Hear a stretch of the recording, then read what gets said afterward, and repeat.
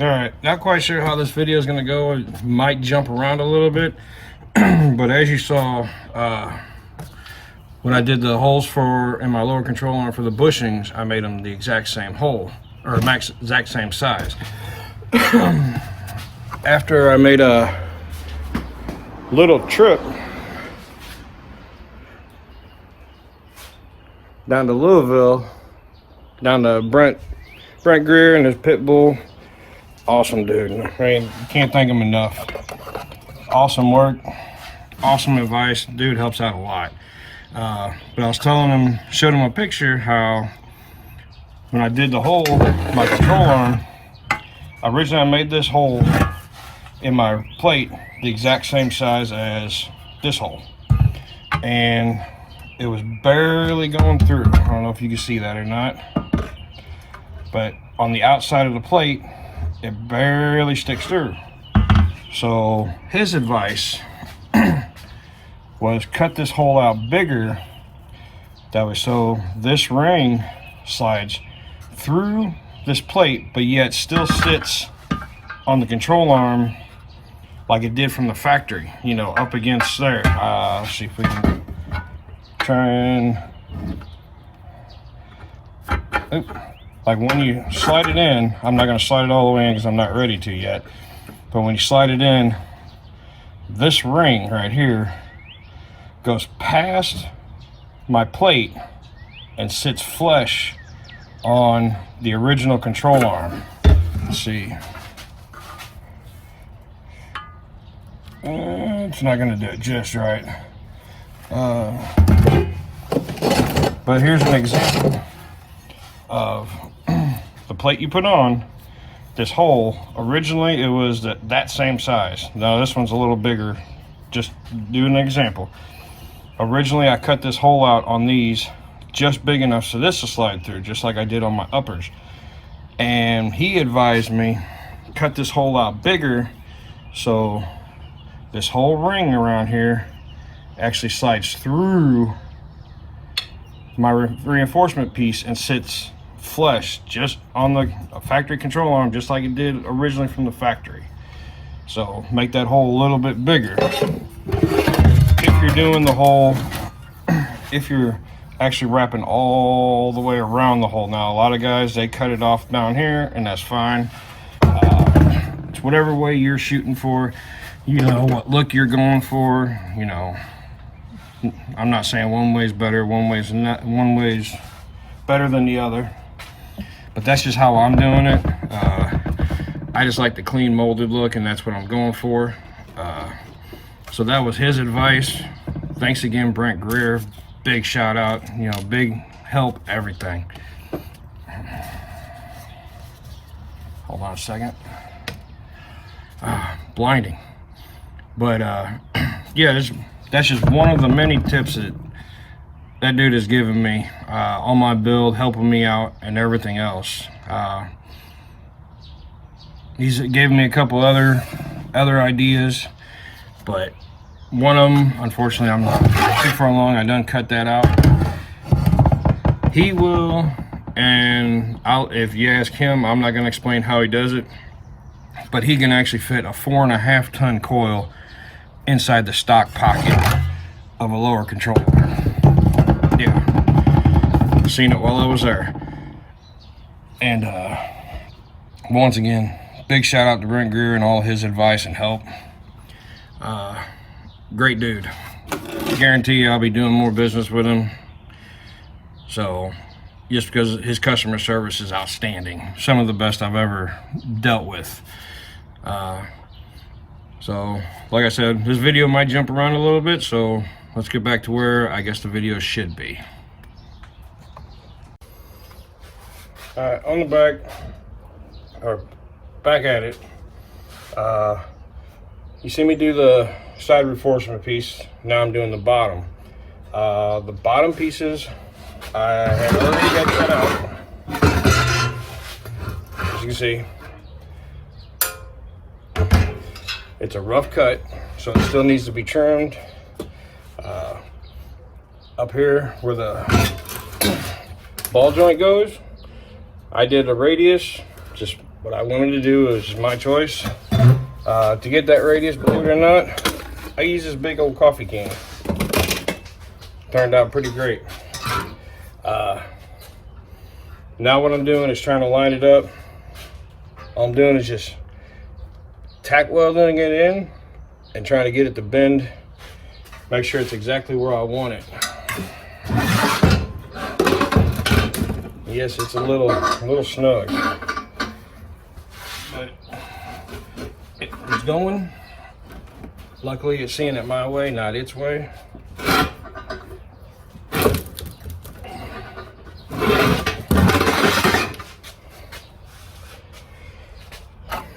I don't know if you can see it, but it's getting close. Not quite there. There's still a little gap on both sides, so nothing a little torquing down or hammer and take care of. I see I got to cut that one loose because for some reason I have a gap in that one down there. So, yep, there's a gap. So that one's got to get cut loose. See if I can get a couple of these more, tacks on. Oh, this one's almost.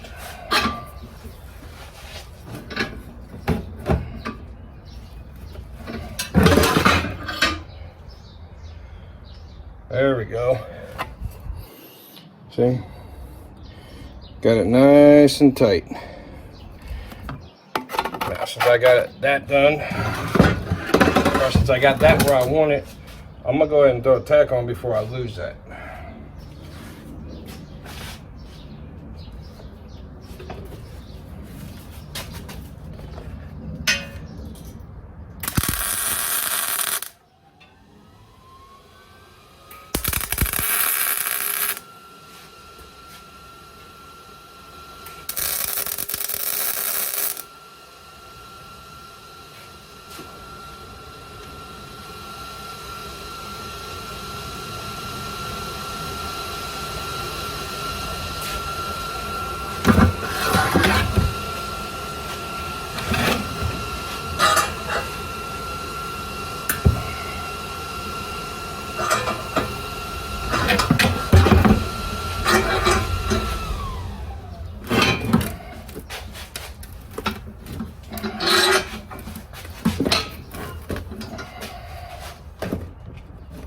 Yeah, it looks like I'm struggling.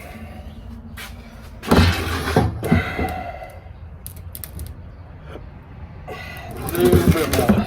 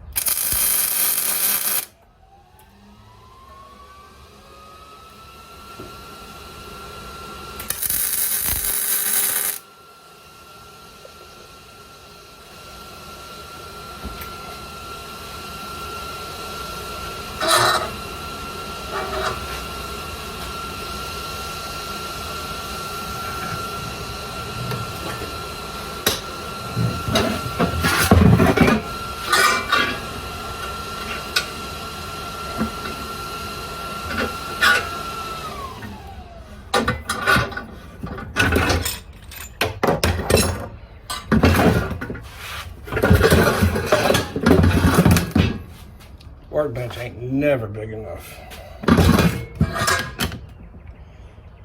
Alright, I got this down here. Alright, I got this down here where I wanted it, kind of nice and tight. Just got to squeeze the tip down here.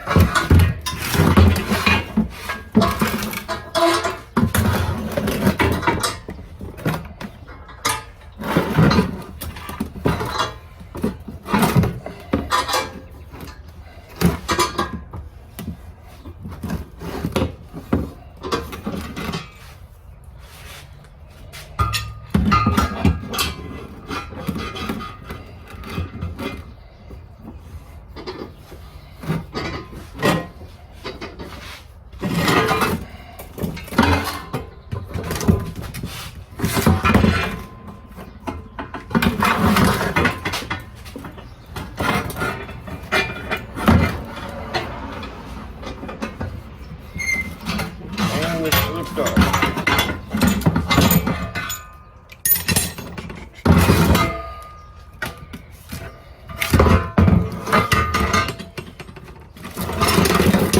Let's just try it.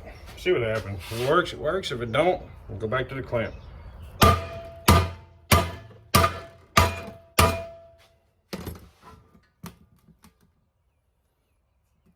didn't work. Back to the clamp.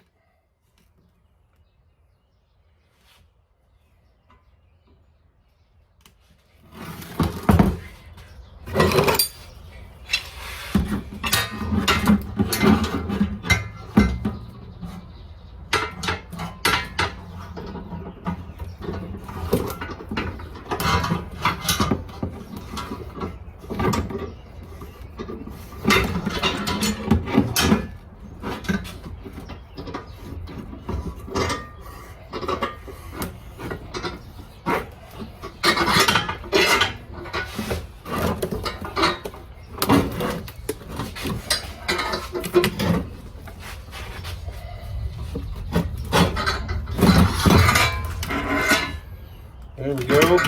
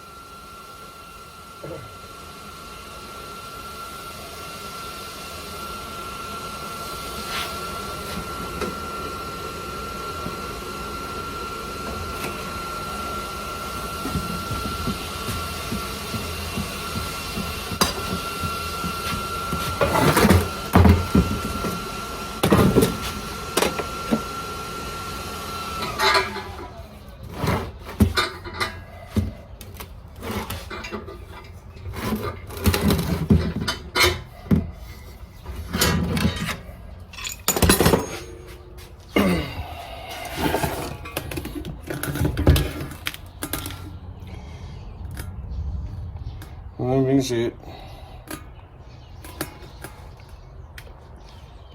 And up here I'll start bending that some more in a little bit. I'm gonna try and work on this other side.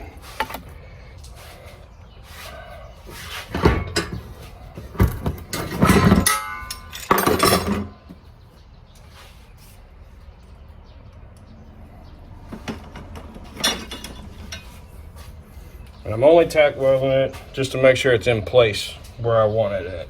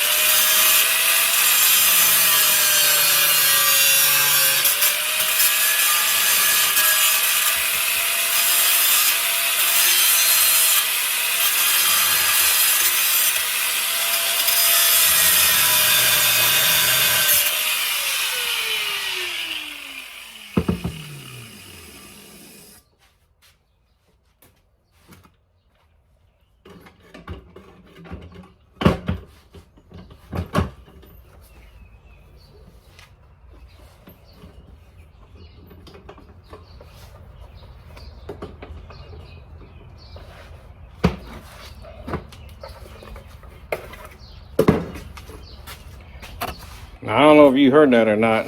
I doubt it. But as I was cutting that bead weld, look, that thing popped. Scared me a little bit. So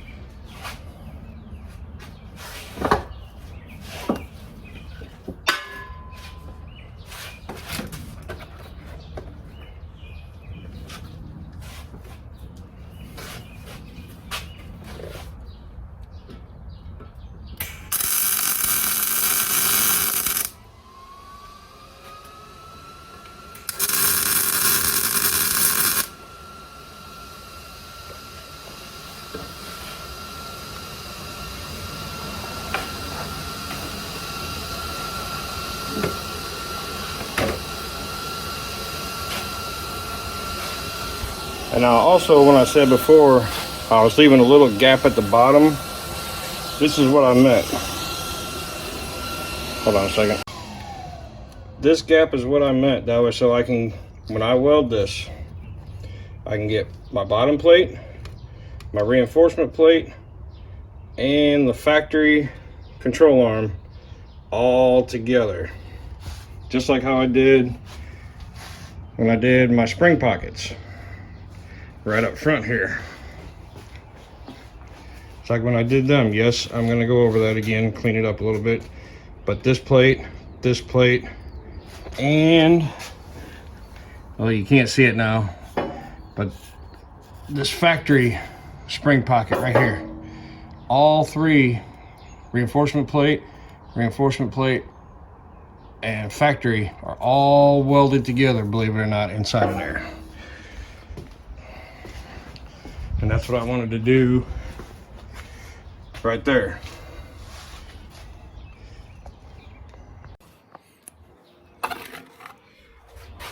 And then, don't get it wrong, or don't worry, I did not forget.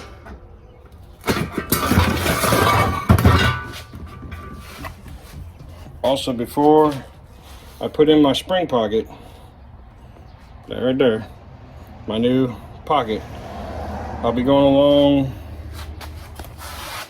the inside here. I don't know if you can see that or not. Hold on.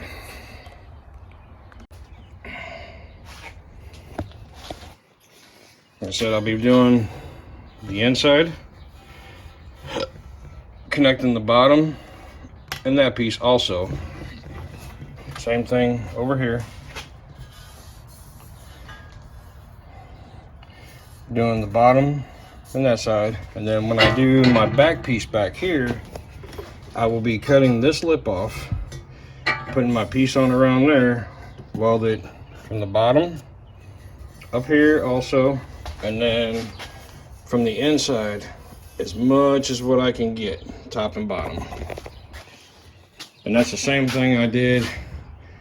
If you go back and watch my spring pocket, right here in that crease, I got the reinforcement piece. I got, you can't see it from the outside, and yes, I'm going to clean this up. This piece, my reinforcement pieces, and the factory piece. I cut like a little wedge if you go back and watch that video. All three, reinforcement, this piece, and my factory piece, are all three welded together right there.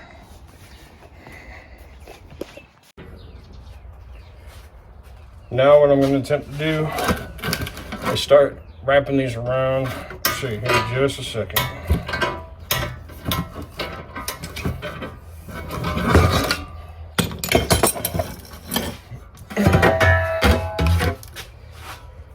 I'm gonna start laying this over. Yes, I still have to trim it, but I wasn't exactly sure how I was going to do it just yet.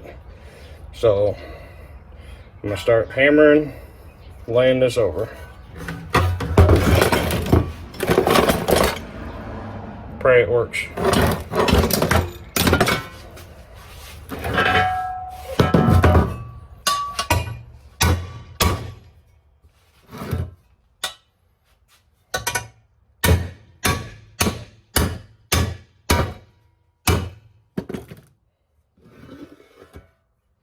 It's laying over.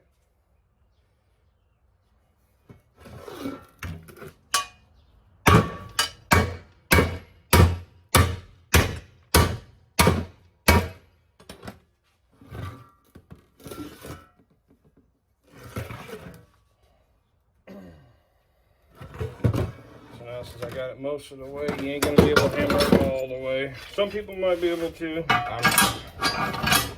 So.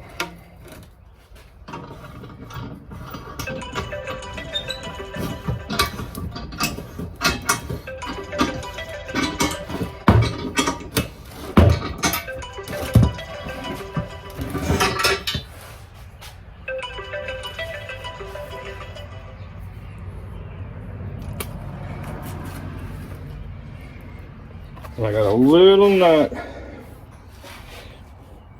in there I got to trim down to get it to lay down right. So.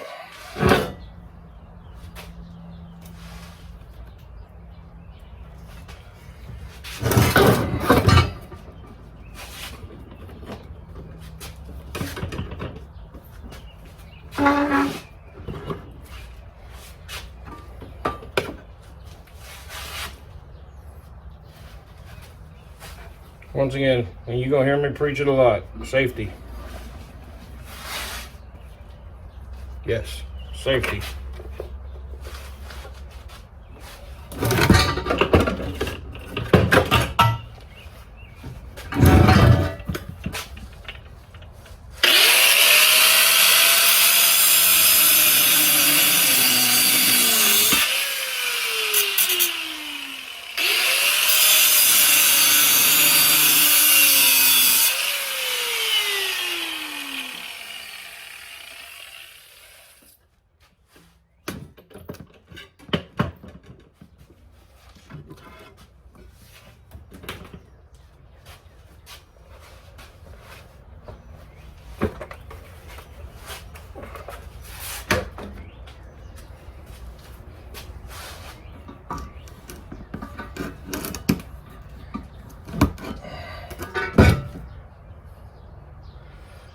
Sweet.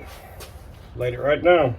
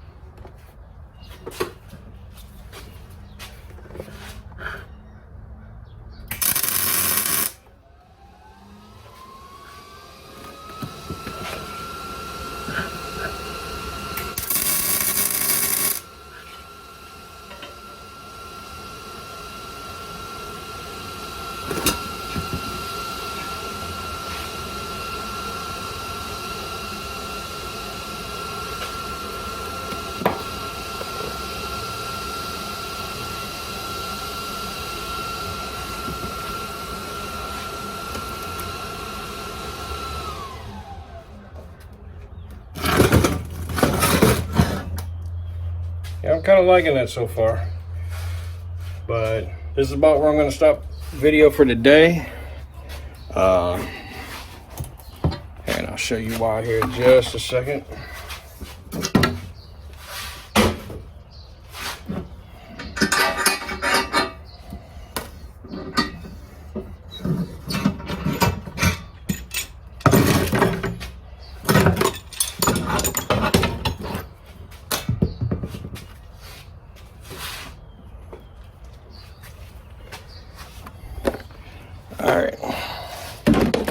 Reason why I'm gonna stop it here today, because it's about time for me to wrap it up.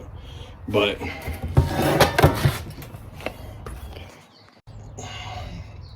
right here, I still got to trim it. I couldn't quite get it. Same thing with this side. I still got to trim it to fit in there. And when I originally cut it out, I wasn't quite sure exactly how far I was going to be off, because I did cut this piece a little big, so I had wiggle room to move it around and everything else. But I think it's lining up pretty good.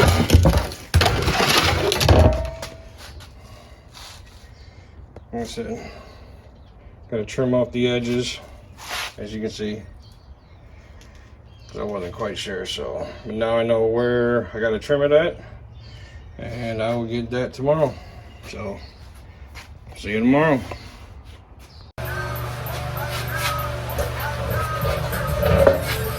What's up? It's been a while. This video is kind of jumping around. Like I said before, I get very little time to come out here, and sometimes I forget to turn the camera on. A lot of times because I do have such little time that I don't even bother turning it on. I'm pretty much finished my first control arm, lower control arm, first one I've done. I'm not sure where I left off before, but I kind of go over what all I did. Started off doing my sides first. I cut that bottom lip off, if you remember. And then one thing I changed, which took me a couple days to do, was good thing I only had the sides tacked in. Originally, if you look back at the video, this hole for the bushing was small, the size of this hole. And I had talked to Brent Greer. Shout out to Brent Greer, man. The dude knows his stuff. You know, if he gives you advice, take it. And I had showed him, because I went and picked up pit bull rear end, and while I was there, I showed him a picture of,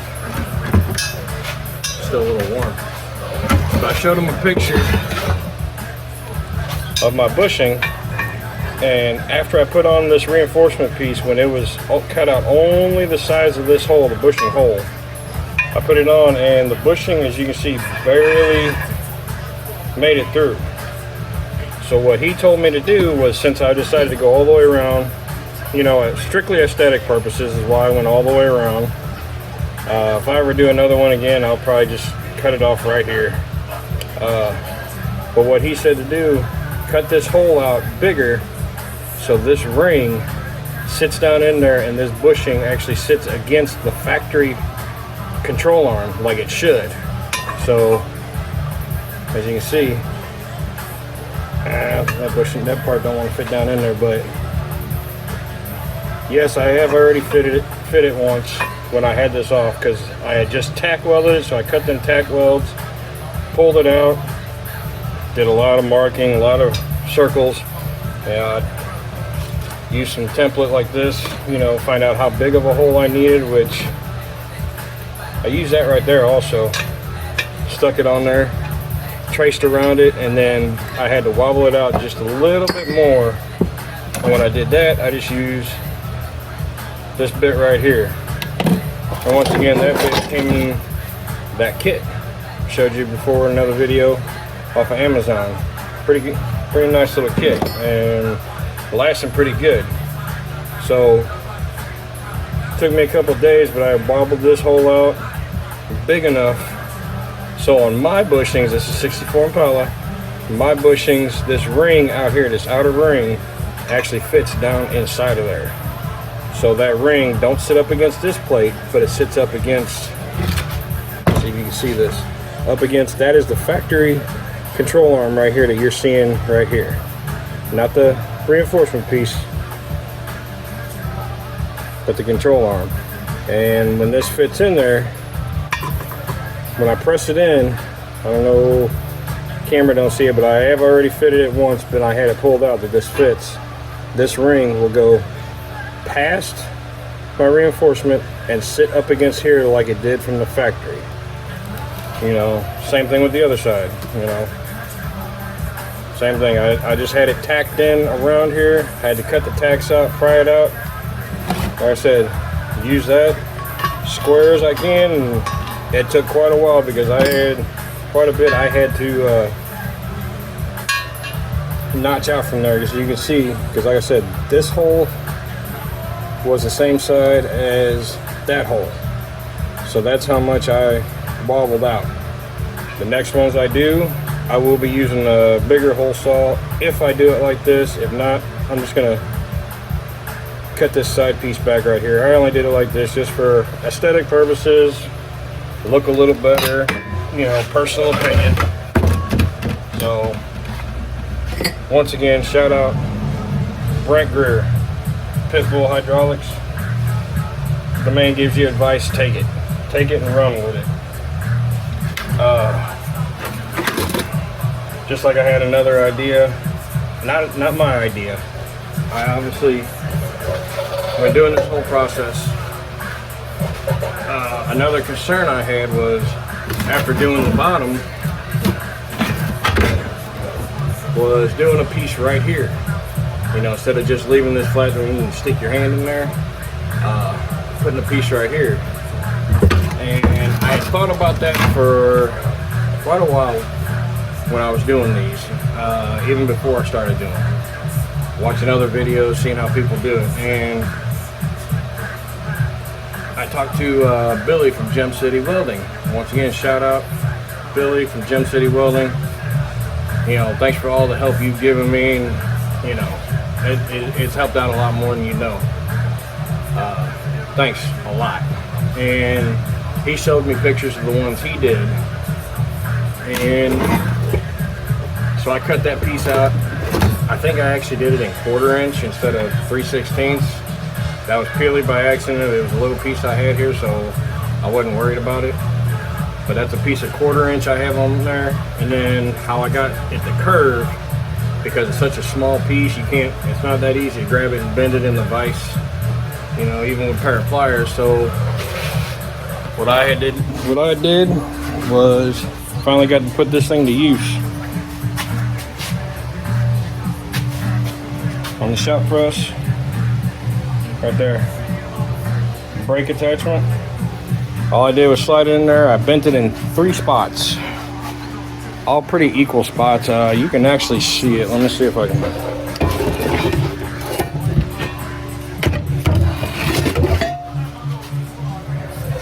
Once again, doing this kind of backwards. I don't know if you can see the marks, but like right there, I made a mark. Let's see, where's my hand? There we go. Right there, I made a mark. In the center, I made a mark. And over here on the other side, I made another mark. And they were all pretty about evenly. And that's all I did was, on those marks, I put it in the press. And I bent them, not a lot, you know. Almost as soon as it started touching it, you could literally see it start going bending. So it just barely bent it, you know, not much. And did it a couple times, you know, just a couple little presses, you know, to get it to do that bend, and I got it to curve perfectly how I wanted it. You know, I got it set in there. To get it set in there right, all I did was grab a magnet, kind of held it in place, kind of, just like that, just long enough so I can get it tacked in. And once I tacked it in, make sure it was exactly where I wanted it, and burnt it in, you know. Little nervous doing all that, so. And then as far as these holes for the bushing goes, the lower ball joint, just like, once again, Billy from Gem City Welding said the same thing. The hole that's in there almost fits the tip of your plasma cutter almost perfectly. So all I did was just set it in there. Once again, I started the hole before I put this plate on, because as you can see, I can't get it in there like this. So before I put this plate on there, I took that nozzle, put it in that hole, because these were already done. Just gave it a couple little bursts. I didn't burn it out completely. I didn't want to. A couple reasons for that. Just in case, if the hole is off center just a little bit, because when I go to drill them holes out, I'm gonna actually put the ball joint in there and the holes for the ball joint are going to help guide the drill to get it centered up. So I have just a little bitty pinhole, not a full big hole. As you can see, that's all the bigger I did. That's I got a little bit bigger. As you can see right there, it's a little bit bigger, but it's not the factory size. But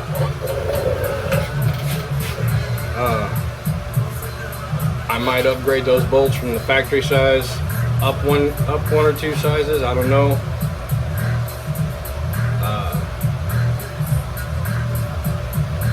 But the only thing I have left to do now is a finish sanding. This is only 40 grit sand on the angle grinder. The only other thing I'm going to do is I'm going to put another plate down in here, down in the middle, to double it up and weld it in like that. As far as this ring goes, I made mine flat. I made mine almost perfectly square. That's just how I wanted to do it. A lot of people like doing it flush along here, so it sits flat, and then put like a little lip. Put like a little lip like this up on the front, you know, and then they'll trim it down, you know, kind of notch it like that. That's all there is just this piece. I just wanted the whole ring. It's just the way I wanted to do it. That's how I did it. And then on the bottom side of this ring that goes down, that welds down in here. All I did was, before I welded it in, I took this angle grinder, just notched out all the way around like a 45 degree. That's all I did. That was so I got more weld. I can get weld up inside of there better, a little more secure, and then I will run a second bead, and like I said, put another plate down in there. Another thing, before I welded this in, when this was all still open, I was able to get inside of there. Like when I put this plate on, that's what that mark and that mark is I came in from the inside and burned them together as much as I could with my, as far as when I get that in, same thing with the sides. They're welded outside and from the inside before I put this in. Got it as much as I could get it, you know what I mean? You can only get this thing to bend so far up in there.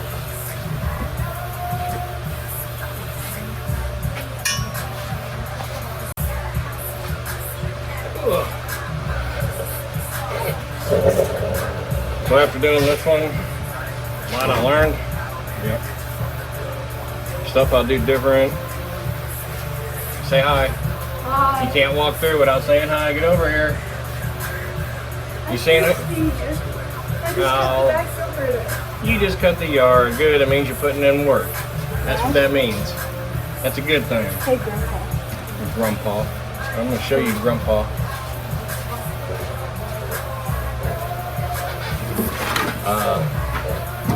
But you know, like I showed a couple other in the other video when I actually did it. You get this curve right here.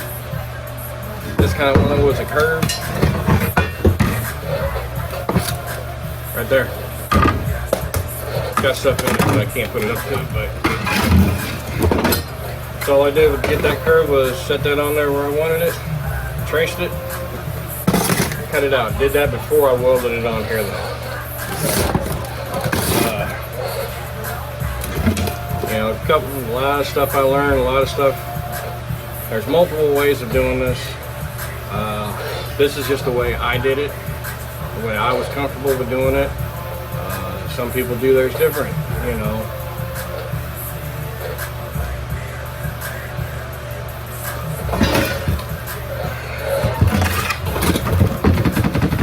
So,